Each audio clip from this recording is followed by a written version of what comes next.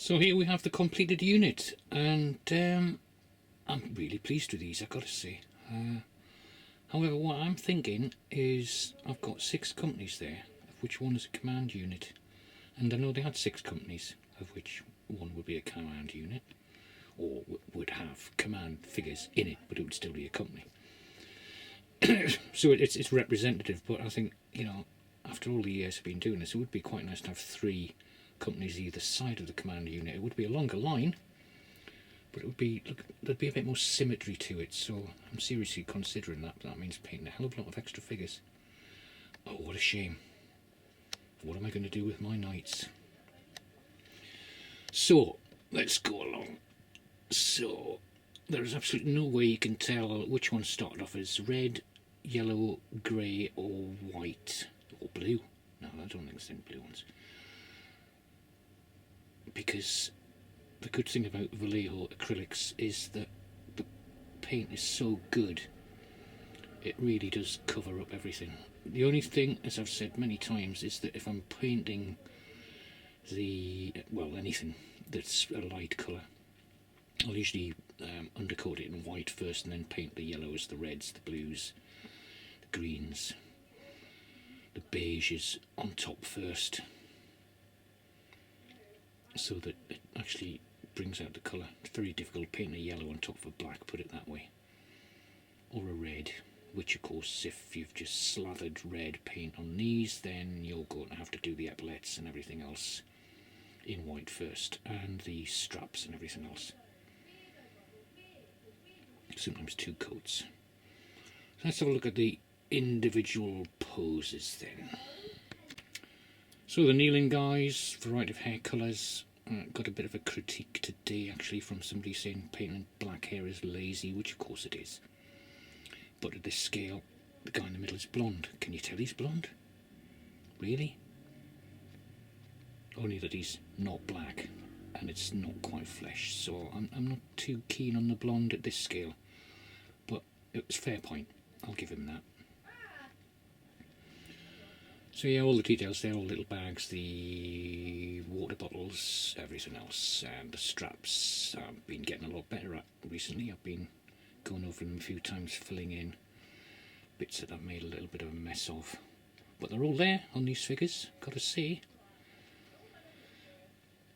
And if I mention that they're over 40 years old again, I'll probably kill myself, because I think I said it far too many times the last one, because I was of course doing these over a matter of days and forgetting that I'd already said it several times over.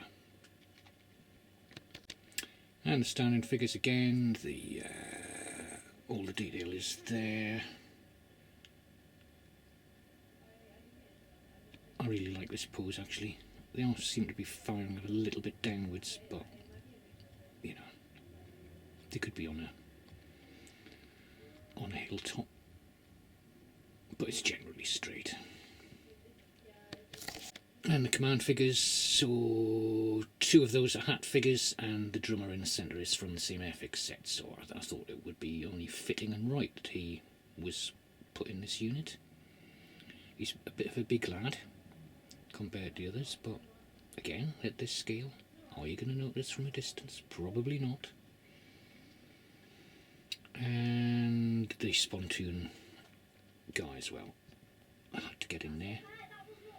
And I've got the mounted officer as well, which I'm going to show you in a minute. The standard bearer from hat, and this guy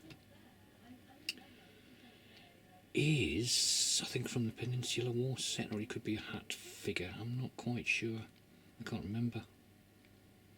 But he's a lovely figure. So I thought I'd put him in there as, you know, some sort of homage to Airfix. But yeah, he's good. I like him. Last thing to notice is that I have to stagger the front and rear ranks so that they're not blowing the man in the front rank's head off. So bear that in mind when you come into basing these, no matter what sort of base you put them on, because my bases are separate. In banks of 3, I have to be quite careful. If you're doing them on a 6-figure or a 4-figure or an 8-figure base, then of course you've already got that sorted out while you're doing it, haven't you? But for what I'm doing, so, and of course that makes them interchangeable as well.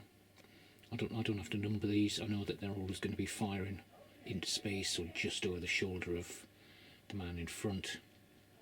so it works all right. And lastly, the command figure.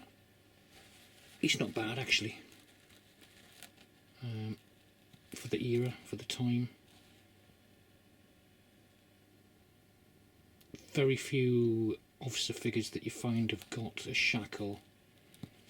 I mean, the hat ones you can put the shackle on them, but the tendency is, the standard thing is not to have a shackle officer.